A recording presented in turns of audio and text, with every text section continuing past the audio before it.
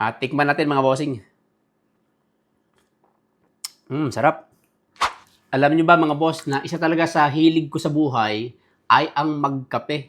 Siguro mga twice or thrice a day ako nagkakape.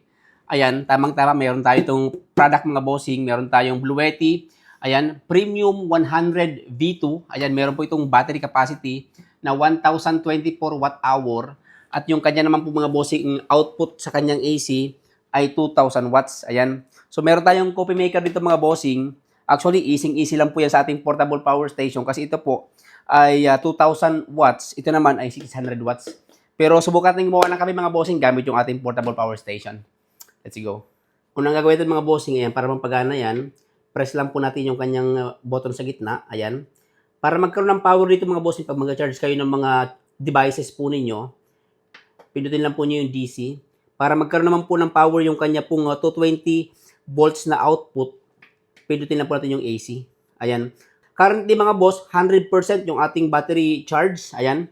And then, saksak po natin yung ating coffee maker. Ayan. On na po natin yan mga bossing. Ayan.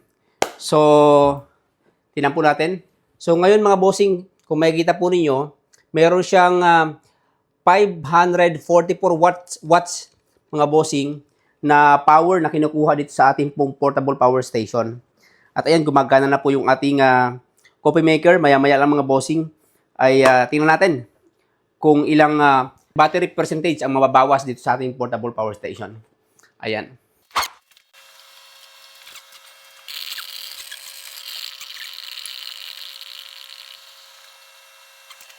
So ayun mga boss, after 5 minutes ay tapos na yung ating kape. Ayan, off na po natin.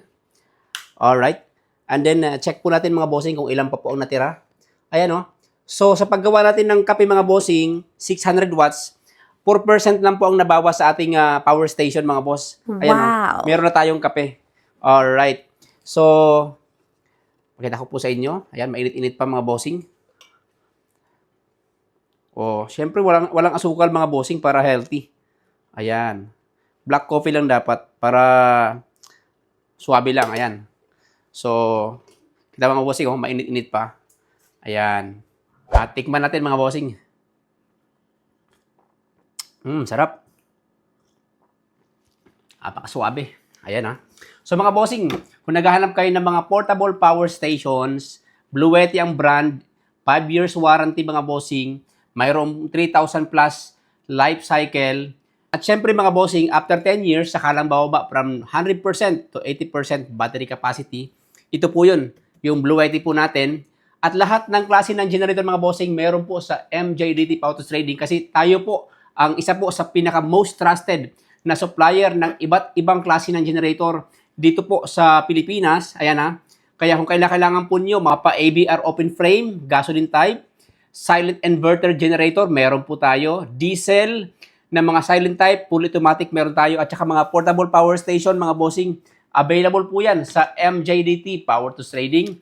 Again, open kami Monday to Saturday, 8 a.m. to 5 p.m. Pwede kayo mag-walk-in. Nagsiship din kami nationwide kahit nasaan po kayo sa Pilipinas. Again, this is MJDT Power Trading.